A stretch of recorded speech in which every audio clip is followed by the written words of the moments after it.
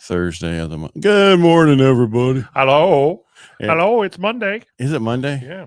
Yeah, it seems like a long weekend. And it's amazing how during the summer you start, I guess it's not summer yet, close enough. Before you know, it's like, wow, it's only 9. I can't believe it's 9 o'clock. Yeah. Well, and the funny thing is the weekend seems longer, and I think it's because we're outside more.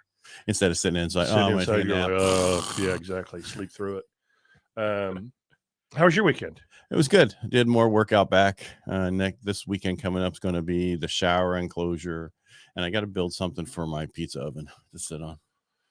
42-inch legs. I bought them 2.5 years ago, and I still haven't made a cooktop or the top for the damn pizza oven because that sucker gets hot, like 800 and some odd degrees. No, I know. That's why it's like I can't put it on a plastic table. No, it'll just melt right through it. It'll melt right through it, and if you ever have little kids around and you're making a pizza out there, you don't want them to touch the outside of that damn thing. Well, that won't happen. So, well, not right away. Hopefully, not for a while. Yeah. But I got little ones. By then, I'll have I'll have the section done for the barbecue. That's going to have it all built in. Yeah. So what kind of pizza oven do you have? I have a Uni. Oh, that's what I've got. Yeah, the little pellet. Actually, no, I converted it to natural gas. Oh, okay. I mean to propane. I've got the little pellet. Yeah, I had that too. But they sell a kit where you can make it propane, and then it stays at 600 degrees the whole time. So that's you don't have to. Cool. So you don't have to keep adding pellets. Yeah, but what I do is throw the pellets in for the smoke flavor. There you go. In the back. I make your pineapple pizza? No. No, I make their pizza at home. Marsha has this one we make because it's a certain dough and stuff, and it's really good. Yeah. And lighter because you're outside in the freaking heat. You're like, oh, I need something cooler. Yeah. Besides these drinks. So a lot of things going on. People are shopping. People are starting to put their house on the market. Yep. People are thinking about buying other people's houses. Yeah. And then going, okay, I guess I got to sell mine. Oh, well, there goes that interest rate. I'll get it close enough later. Yep. That's exactly what's going on. But. I like that. Okay. Well, that's more than I want to know is going on in their house. And as well, you listeners, you hear us start saying people are used guys out there. You're hearing us say there are people putting homes on the market, stuff like that. It's still not enough to change the inventory. The multiple offers on properties is fun if you're the listing agent. It's really frustrating if you're the buyer's agent. And if you're the seller. And well, you forgot the seller. I don't know why it'd be fun for the seller. Yeah. They do like that. Yeah. They feel validated. That their baby's beautiful. Yeah, I got a nice home. Well, it's not that. It's like it doesn't matter if you need new carpet, new flooring, new this, new that. If it's dated, you're going to have multiple offers on it. People are looking at the bones. Yeah, because people are going to rip the crap out of it anyway. Damn bones. Damn bones. So this weekend, I guess there were a lot of open houses. Probably not as many on Sunday as there were on Saturday, but that's about it. A few things came out today. I just didn't have time to do all my banners. Yep. But the one thing that stands out is homeowners have an average of $185,000 in tappable equity. Don't tap it. So she said. Tapping. So if you don't know what that means taking the money out of your house. That was somebody else's word. Actually, it was ChatGPT when it reworded. University of Michigan Consumer Sentiment came out that showed the 10-year inflation expectations to increase from 3% to 3.2%. Consumer sentiment fell by 9%. Expectation for economy to plunge 23% from previous month. What the heck? The economy. Yeah, well. What the hell are they talking about? I don't know, because I guess they were just adding stuff into my talk when I told it to split into bullet points, because that sounds kind of funny. Empire State Manufacturing Index for May reported negative 3.8, which is below expectations of about 3.75 lower than last month's reading of plus 10.8. So things are slowing down. Things are not as great as they think it is. So what does that mean? The Fed is over. They're probably not going to raise rates again. They're going to have to cut by September, like everybody's thinking they're going to have to do. You think so? Yeah. That'd be interesting. Yeah, because they've been raising. So if you look at the Fed futures right now, it's showing there's I think last over was like a 50% chance, or someone said it was almost 100% chance they would actually have to cut by a quarter in September. That's a pretty big chance. That's not a chance. Well, that's like take a chance on me. That's an actuality. Well, no, because futures means it's in the future. I So you never. But 100% chance. Yeah. We still have a lot of stuff coming out this week. We have retail sales tomorrow. National Association of Housing Building. I can't talk. Is today Monday? I need to go back home. Yeah.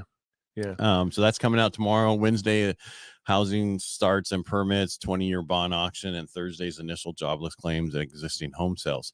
None of these things are going to move the market majorly this week. Yeah. That's not going to happen. Everybody's looking for June and July to see where those numbers come in for CPI and PPI. So, what's your advice for a buyer? If you're happy and you know it, lock your loan. Yeah. There you go. Holy crap! You like that? So that's our new one now. Yeah. What should I do? Well, Ed says if you're happy and you know, you should lock your loan. Just move on. Yep. Actually, they're saying it's like carefully floating, which is fine, but don't. It only takes one stupid thing to happen for your rate to go. All right, I know, and you're going to refinance down the road anyway, so don't stress over it. Yeah, you're happy with the payment. Be done. Well, not everybody's happy with the payment. They just are okay with the payment. Agents out there, write the cleanest offers you possibly can. No contingencies? No, because I'm going to have to write a contingency, but I will have the home in escrow before I write it. And there's nothing wrong with contingencies. There really isn't. I mean, if you got good people on all ends, they work really well. But don't throw a lot of extemporaneous bullshit into your. What do you mean by? Don't ask for lawnmower. Don't ask for personal property. Don't do anything that might give the other agent or the seller a reason to counter you, because they probably won't. They've got multiple offers on the property, and if it's clean. Like the offer I received the other day from an agent, super, super, super clean, just as clean as it possibly could be. No reason to counter. Boom. Price was great. All the other terms were fantastic. Didn't ask for extemporaneous bullshit. Accepted. The other ones, they were asking for a lot of stuff. I'm sorry, we're not with the seller. Why does the seller need to counter? Right, and what people don't realize is if you write a clean offer and you guys accept it, it's accepted contract. It's done. Yeah. If they counter you, anything else can happen. Right. Yeah. They can take any other new offer that came in, right, even though they're countering and giving you 3 days. They gave us 3 days. No, well, they took another offer, but they gave us 3 days. Yeah. They gave everybody else 3 days too. You're not the only one they're talking to. Right. Yeah. So and sellers, don't start being greedy. Don't start that. And just don't do it. I've seen it happen too many times. When I first got into real estate, there was a guy that one of the more prominent agents had listed, and the market was declining. But every time, you get in 90s? Yeah, 90, 91, 90, and 90 to 91 was a bad time. Yeah. So this guy was chasing the market down. He would make a reduction, and then he would get, because when he reduced, he still wasn't at market value. He was still above it. So someone would come in, it would tickle the senses of the buyers out there and say, oh, there's some activity on this thing. I think I'll go look at it again. They'd make an offer, not a lot lower, but a little bit lower. And the guy would say, but I just reduced it, and wouldn't counter and hold firm on his. So those buyers would go away. 6.5 months it took him to sell it. And he sold it for probably $60,000 or $70,000 below what he could have gotten had he just listened to his agent. The positive thing is, Mike, what? We're not in that time. No kidding. We're in a totally different time. The longer they wait, the more they're going to get. But don't do the opposite. I know. Just you're going to go buy something, and you're selling something potentially. You're going to get you want the same deal on both. Right. So if you take advantage of the buyer, you're going to be taken advantage of as the buyer. Right. Yeah. Right. So it's That's well put. Yeah. Do unto others as others want to do unto you. No, I'm kidding. I thought it was do unto others before they do it to you. Well, they say, people say treat people like, you want to be treated. And no, you treat people the way they want to be treated. Yep. Pay attention. Yeah. Exactly. Anyway. So right now the market. Pozzole. Was that Spicoli? You ordered a pizza. And I think, oh man, I was hungry. just, don't worry about it. Just start. Everybody's wearing, is this the time? Is this the time? No, it was 4 months ago, but you didn't listen to us. So now is the time you better move forward and get moving. It's still going to be less expensive today than it is going to be tomorrow in 5 years from now.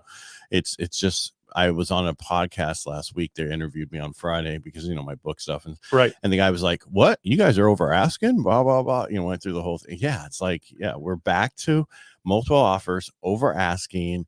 And he was like, he was in Pennsylvania. Okay. He goes, we're not having the same thing right now. But I talked to somebody in Ohio. They're having the same thing. Yeah. So it's regional what's going on. But California, and he was like, we see on the nation, on TV and stuff, we see how crazy you guys are there and all the bullshit. I said, yeah, that's kind of happening, but not necessarily in the Central Valley. Right. We have a sheriff and a police chief who believes in law and order. And that's good because that protects the citizens. Yep. And then we don't have this because now San Francisco, with the people leaving, the stores leaving, and a lot of vacancies, they have a lot of vacancy in commercial. I don't know if you know, it's a lot. Yeah, it is a ton. And so I don't know what they're going to do with all that. Well, eventually they need to get the law and order part back, clean up the streets, get rid of the homeless to a certain point, whatever you got to do.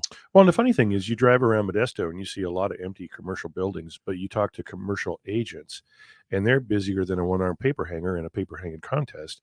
And, I guess these large, you're talking like the orchards, the old stores that are no longer here. Yeah, exactly. Toys R Us. Maybe they're tax shelters. Maybe they're high, Emerald. Maybe there's other reasons why they're sitting vacant so long. Like the old Save Marts. My God, the one. The one over off of over by Stanford and not Stanford, Pellendale and the In-N-Out. Yeah. That thing's been empty for I don't know how long. And since the new Save Mart went in on Oakdale and Sylvan, the old one by the lakes is completely empty as well. Yeah, I wonder what you do. That's such a big store, and we don't really need it. Well, we talked to a couple assemblymen. Keep going. A couple assemblymen, and they've been working on trying to create legislation that makes it easier for the cities and our counties to restructure their zoning. So you could take and convert a big building like that into multiple units and still have the ADA and the fire suppression and all that stuff. But turn those, we're so low on housing, turn those huge buildings into something like that. Now it'd probably have to be some crazy ass tax incentives for the owner of the building for them to do that. I just don't see a good little apartment complex right there or something. Well, it'd be 20. What is that? 30,000 square feet store probably. Yeah, so you could probably get 20 little tiny houses in there. Yeah, and produce aisle and a meat aisle. I'm like, build up. Yeah, make a tower there. Make a office building or something. If we ever did start building up downtown, that'd be kind of cool. Yeah, well, we're not. So not for a while. Not till that ballpark comes in. Yep. When that ballpark comes in, then we'll build up. People will want to live there. Yeah, that's right. So we need that to pass. Well, that's about it for me today. Yeah, it looks like it's about it for me too. I can talk about nothing forever. Nothing forever. Yeah. Basically, the most important thing is just get out. If you're looking to purchase a home, stop looking. Get pre-approved, all the way fully pre-approved. If you need help with that, reach out to me or Mike or I don't know how that's said. The twos of us. Yeah. And if you get my book at getedsbook.com or anywhere you get online, or reach out to me, and I always send them to my clients. Call my number and I can tell you things. Not only is it, I think it's going to be extremely of a scorcher of a summer. I think it's going to be super hot. Are you talking temperature or are you talking I'm talking real housing? Temperature. I also believe that the housing market is going to be a scorcher as well. Yeah. I'm already Friday night I was working till 7. Yeah. And then I'm like, there's no way I'm working Sunday. So give me what my wife calls me her boyfriend phone. That nobody has a number to but her. Yeah. I think about 2 other people have it, but other than that, nobody else has it. My kids don't even have it. So it's the bat line. Yeah, it's the one that's like, okay, well, I'm not working anymore, so I'm putting the other one away. I text you. Yeah, it's great. Well, I put my phone away. Yeah, I do get a day off. That's right. Yeah. All right, everybody, make it a great peaceful day. Monday. Yes. Oh, by the way, if you're driving by Roosevelt Junior High and you're wondering what's going on, they're suffering a lockdown due to police activity in the neighborhood. It may be over with already, but that was about 20 minutes ago. All right. So thank you for that. Make it a great day. All right, everybody. Talk to you tomorrow. Bye.